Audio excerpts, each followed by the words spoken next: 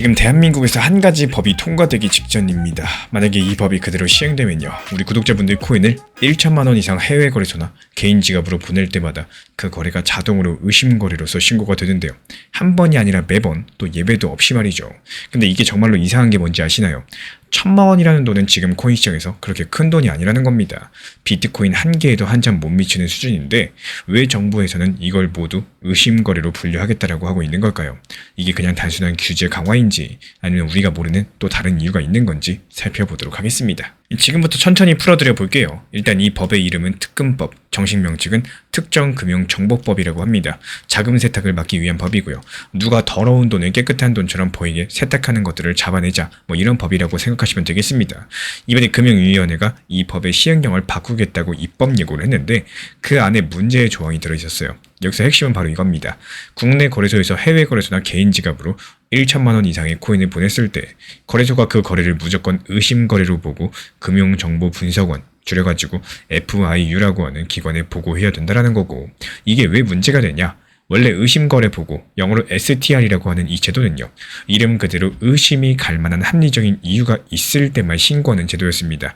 사람이 직접 그 거래를 보고요, 이상하다 싶을 때 사유를 적어서 보고하는 거예요. 근데 이번 개정안에서는 이런 판단 과정을 없애버려요. 그냥 금액만 넘으면 자동으로 전부 다 신고하라, 이런 구조로 바뀌게 됩니다. 그리고 은행에서도 비슷한 게 있습니다. 현금 1천만 원 이상 거래하면 자동으로 보고가 되는 제도, 이건 고액 현금 거래 보고, 즉 CTR이라고 하는데요. 근데 코인 쪽에 새로 만들겠다는 거는 그것보다 훨씬 더 무겁습니다. CTR 같은 경우는 그냥 행정보고겠지만 STR은 이 거래는 자금 세탁이 의심됩니다, 이런 꼬리표가 붙는 거고요. 즉 1천만 원 넘게 송금했다는 이유 하나만으로 우리 구독자분들이 자금 세탁 의심 대상이 되는 셈이겠습니다. 여기까지 들으셔도 좀 이상하다 싶으시죠? 근데 진짜 문제는 또 지금부터 시작이 됩니다. 업계 단체인 닥사 측에서는요, 직접 시뮬레이션을 돌려봤을 때 만약에 이 개정안이 그대로 시행된다면은 국내 5대 거래소의 한 해 의심 거래 보고 건수가 과연 얼마나 증가할까요?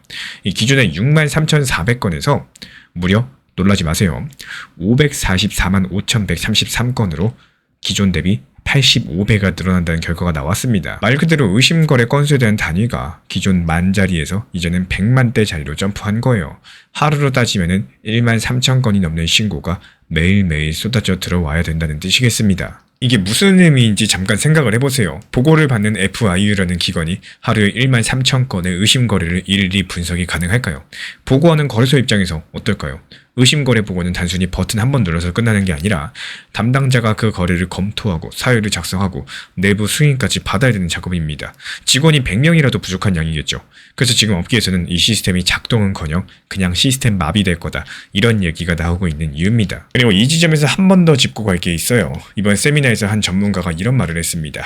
미국은 새로운 규제를 만들 때 그 규제로 인해 가지고 사업자가 부담할 비용, 정부가 쓸 비용, 사회가 떠안을 비용 전부 다 따져본 다음에 할만하다 싶을 때 도입을 한다라고요. 근데 대한민국은 그런 분석 자체가 부족한 채로 일단 금액 기준만 정해서 밀고 나간다는 겁니다. 그럼 자연스럽게 이런 의문이 들죠. 아니, 다른 나라는 이걸 과연 어떻게 다루고 있을까? 그리고 여기서 조금 놀라실 수 있습니다. 국제자금 세탁 방지기구, 줄여서 FATF라고 하는 곳이 있는데요. 전세계 자금 세탁 방지의 기준을 만드는 국제기구입니다. 이 기구가 권고하고 있는 코인 송금 보고 기준은 $1,000, 우리 돈으로 약 146만 원 수준입니다. 근데 여기서 잠깐만요. 이건 보고 기준이고 그것도 정보를 확인해가지고 같이 보내라, 이런 트래블러 기준입니다. 의심거래로 자동 분류하라는 게 아니에요.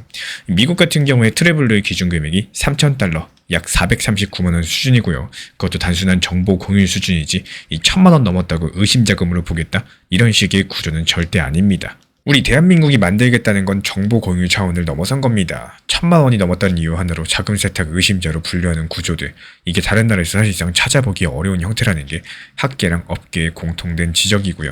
지금까지 공개된 자료를 보시면은 이 정도로 강력한 일률 보고 구조를 가진 사례가 거의 없었고, 게다가 이런 흐름이 끝이 아닙니다. 재밌는 일이 있었습니다. 이 금융정보분석원이 거래소 관계자들을 만나가지고 이 개정안에 대한 의견을 듣기로 되어 있었고, 근데 그 회의가 갑자기 무기한 연기가 됐습니다. 한 거래소 관계자 측에서는 이틀 전 당국에서 무기한 연기 통보를 한 것으로 알고 있다, 이렇게 언급을 남겼고요. 그리고 업계랑 당국 사이의 소통이 원활하지 않다라는 신호로 읽히고 있는 모습입니다. 그럼 이게 앞으로 어떻게 될 수 있을까요? 가장 가능성이 높은 흐름 한 가지만 말씀을 드리자면은 금융위 측에서 규제개혁위원회랑 법제처 심사, 차관회의랑 국무회의 의결 등을 거쳐가지고 7월 중에 개정을 완료할 계획입니다. 그리고 본법인 특검법 같은 경우는 다가오는 8월 20일에 시행될 예정이고요. 즉 일정 자체가 지금 빠듯하게 가고 있어요. 그래서 7월달 안에 시행령이 어떤 식으로든 확정될 가능성이 크겠고, 다만 업계의 반발이 워낙 거센 상황이고요. 당사가 6개월 이상의 유예기간을 공식적으로 요청한 상황이고요. 이 정치권에서도 우려가 나오고 있는 상황입니다. 그래서 1천만 원이라는 이 기준 자체가 바뀐다거나 일률 보고가 아니라 위험도에 따라서 차등 적용하는 방식으로 일부 수정이 들어갈 가능성 가장 높아 보이겠고요. 왜 그렇게 보고 있느냐? 정부 입장에서 봤을 때도요. 시스템이 마비되면 책임 문제가 생기겠고, 또 거래소가 음성화되면은 오히려 자금 세탁 감시가 더 어려워진다는 점들을 모르진 않을 겁니다. 그래서 이번 특검법 시행령 개정안은 1,000만 원 이상 해외 송금을 모두 의심 거래로 자동 신고하게 만드는 구조이고요. 그대로 시행되는 경우에 보고 건수가 85배 폭증을 하면서 시스템 자체가 흔들릴 수 있겠습니다. 해외 어느 나라에서도 보기 힘든 이런 강도의 규제라는 점에서 업계, 학계, 정치권 모두 다 우려를 표하고 있는 상황이고, 다만 시행령 같은 경우는 아직까지 확정 전이고요. 7월 중에 최종 윤곽이 드러날 예정이라는 거 기억해 주시기 바랍니다.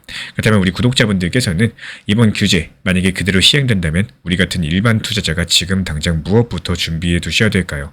이 부분 다음 영상에서 본격적으로 다뤄보도록 하겠습니다. 리플 XRP 코인이 좋은 거 맞겠지만 리플을 나에게 좋도록 만들려면은 이 평균 단가에 대해서 지속적으로 관리가 있어야 되고요. 시장 안 좋을 때 평단을 낮춰놓을 수 있는 환경들, 리플이 좋을 때 항상 말씀드리고 있지만 계속 상승할 거야 이런 욕심보다는 차라리 조금이라도 좋으니 분할 익절을 목표로서 시장을 대응하는 습관들을 키워나갈 줄 아셔야 됩니다.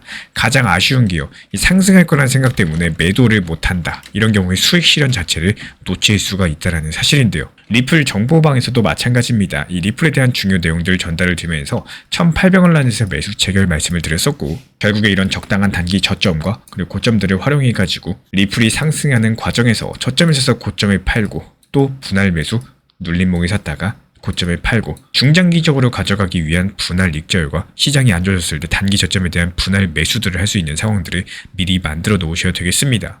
사실상 지금 시장 같은 경우는 누가 봐도 알트 장세가 맞습니다. 이 머리로는 다들 알고 계세요. 근데 하루 종일 알트 타점 들여다볼 시간 솔직히 없으시죠? 일도 하셔야 되고요. 가끔은 쉬기도 하셔야 되고요. 놀러도 가셔야 됩니다. 그래서 그 시간을 제가 대신 써주고 있습니다. 1년 365일 주말에도 명절에도 시장 모니터링 드리면서 타점 잡아드리고 있는 상황이고요.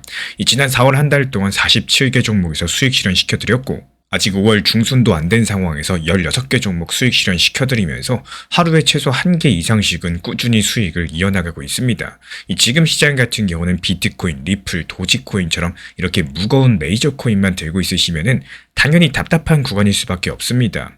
그래서 규모가 작은 이 소규모 알트 위주로 빠르게 치고 빠지면서 수익 수단을 만들으셔야 되는 시장인 거고, 기본적으로 우리 채널에서는 메이저 알트 비중 그리고 소규모 알트 비중들을 나눠가지고 포트폴리오로 같이 끌고 갑니다.